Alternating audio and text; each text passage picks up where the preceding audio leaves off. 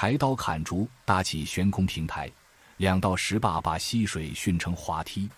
看鲤鱼从坝顶腾空砸落平台，银鳞噼里啪啦堆成小山，小林蹲在旁边捡鱼，跟捡钱似的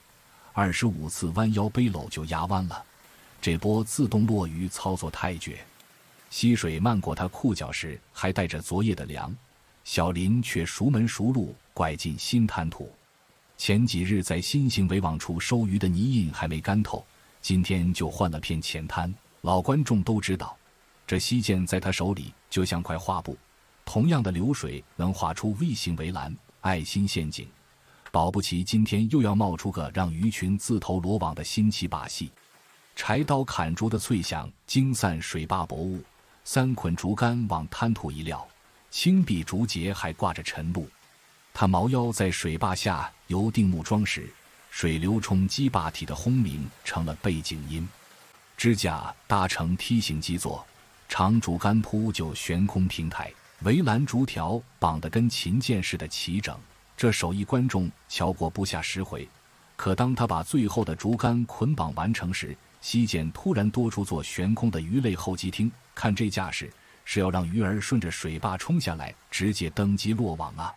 新砌的2道石坝像孪生兄弟浮在水流里，把奔腾的溪水熏成一道银链，直入陷入中。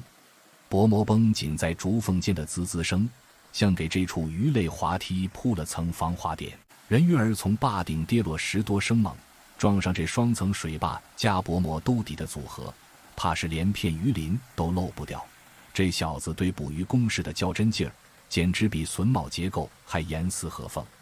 水流撞在双层坝体上，炸成雪浪。第一尾鲤鱼突然从坝顶腾空跃起，银白身躯划出抛物线时，尾鳍还沾着坝顶青苔，啪嗒砸在薄膜上的闷响刚落，第2尾、第3尾接踵而至，像被无形的手抛进这场溪涧跳水比赛。竹竿平台被砸得颤巍巍发响，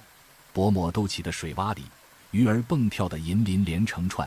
在阳光下晃得人睁不开眼。这哪是捕鱼，分明是给溪涧装了台自动落鱼贩卖机。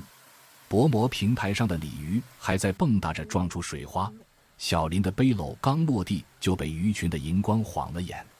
前襟还沾着搭建陷阱时的草屑，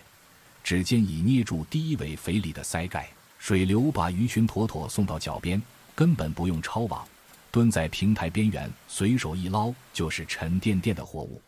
第7次弯腰时，背篓底的鱼鳞已积成闪光的薄毯，到第25次抱起最后一尾鲤鱼时，整个背篓沉得像块吸满水的青石，竹条被压得咔嗒的作响，倒像是把一整个溪涧的银光都塞进了这方灭气里。